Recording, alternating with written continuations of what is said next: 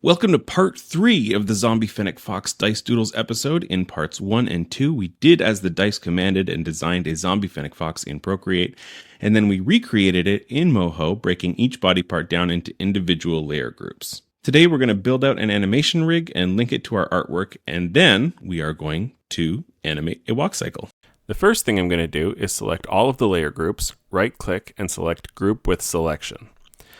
I'm going to rename this big layer group as Zombie Fennec Fox, and then I'm going to right-click and select Convert to Bone. Once the bone layer is created, I'm going to use the A keyboard shortcut to use the Add Bone tool and start drawing out the rig. Remember that whatever bone is currently selected will be the parent of the next bone you draw. So, if you draw out the root and then the torso and go straight to the legs, your legs will be parented to the head. So be sure to hit Alt and select the bone that you want the new bones to stem out from. I try to name the bones as I go, or at least go back at the end of every bone chain and rename them before moving on, but sometimes I forget and have to do it all at the end. I'm giving the ears their own bones because I'm going to be utilizing Moho's Bone Dynamics function, which will give them some natural spring and independent floppiness when he starts moving. I'm going to do the same thing with the top of the torso, his arms, and his tail because zombie. I'm adding target bones to the feet.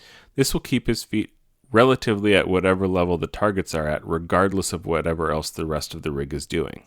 To do this, I'm going to hit B on my keyboard to select the Select Bone tool, click the background to deselect all bones, and then draw out the target bone from where the shin bones connect to the foot bone. I'm going to do this for each foot and call them F target and B target respectively to indicate which one is for the front foot and which one is for the back foot. Then I'm going to select the shin bones, independently, one at a time go into the Bone Constraints menu, and under Target, select the appropriate target for each leg. Now that I have the skeleton laid out, I'm going to go through layer by layer and link the artwork to the appropriate bones. As a note, the method I'm using does require you to do it for each individual layer. There is another method that will let you do it by layer group, but I want that line boil effect, and so each individual layer will have to be affected by a bone. To link the layers to the bones, select the layer, then use Lasso Select to pick the bones you want to control that layer and click Link Bones. Most of these layers will only be linked to one specific bone, but some of them, like the torso, arms, tail, and foot, will need to be connected to 2 or even 3 bones. Now that everything is linked up, I'm going to assign bone dynamics to specific bones, namely to the ears, the bottom half of the arms, the upper part of the torso, and the end of the tail. I like to add bone constraints to these bones as well to keep them from flying around like crazy. Depending on the bone, I will go anywhere from between -15 and 15 to the default -75 and 75. Once the constraint is on, you can go to the bottom of the Bone Constraints menu and select Angle on the Bone Dynamics section. I will typically leave these settings as default, but I might crank up the dampening depending on how quickly I want the bones to stop wiggling. After testing out the rig a bit, I'm not super happy with how the feet and thighs are moving, so I'm going to go back in and fix some rigging issues.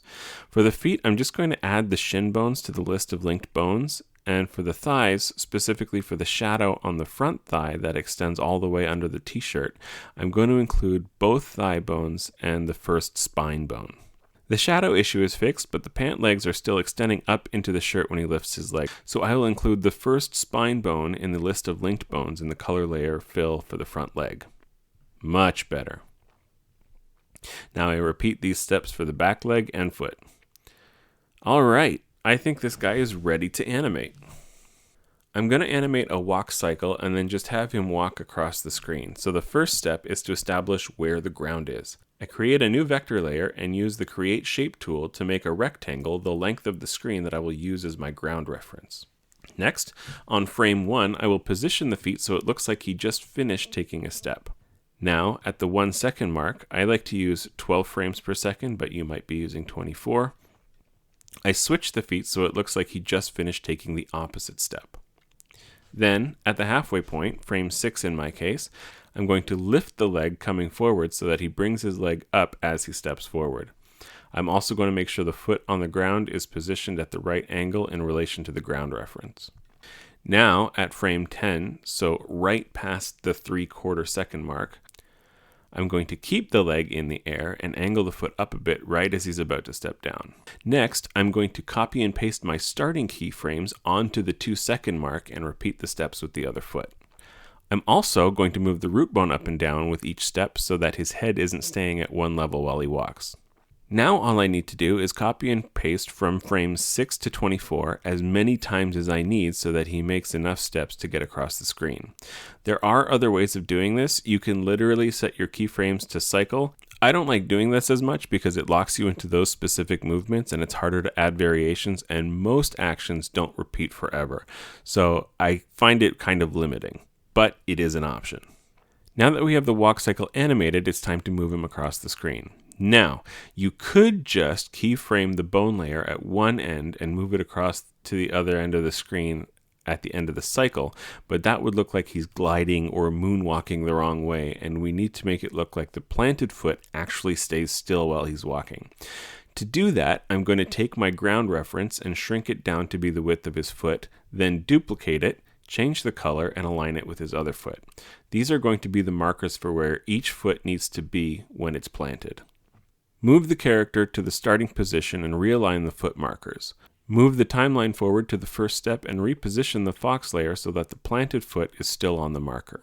I should note, once the walk cycle is animated, I use layer transform, shortcut M, to move the character rather than using the root bone to move him. I just find it easier.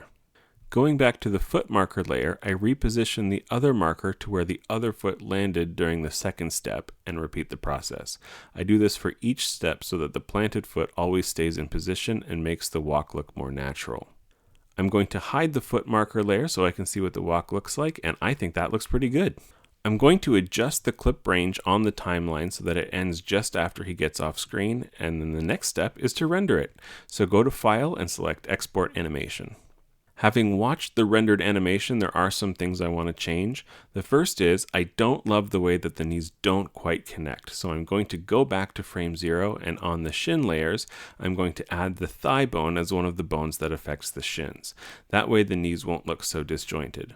The other thing I want to change is I actually think that the walk cycle was too smooth.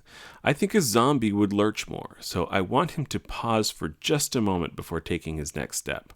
To do this, I'm going to go to the first footfall and just select all the keyframes after that and just move them forward by 2 frames. Then I'm going to copy and paste the keyframes at the footfall frame 12, onto frame 14, so he pauses just for a moment. I'm going to repeat this action for every footfall, so he pauses for just 2 frames after each step before taking his next one. I'm also going to have to adjust the transform layer keyframes to do the same thing to avoid gliding or moving out of sync with the steps. It means I'm going to have to extend the clip range on the timeline slightly, but once I do that, I can export it again as Zombie Fennec Fox version 2, and voila! A much zombier zombie walk. Erg. Brains. If you like this video, hit like and subscribe. I'll be posting a new Dice Doodles video every Friday with new characters as the dice demands, as well as my other animations you can see throughout the week, like the mundane life of John Orkman and the Eldritch Cuties. Have a great week, and may all of your rolls be crits.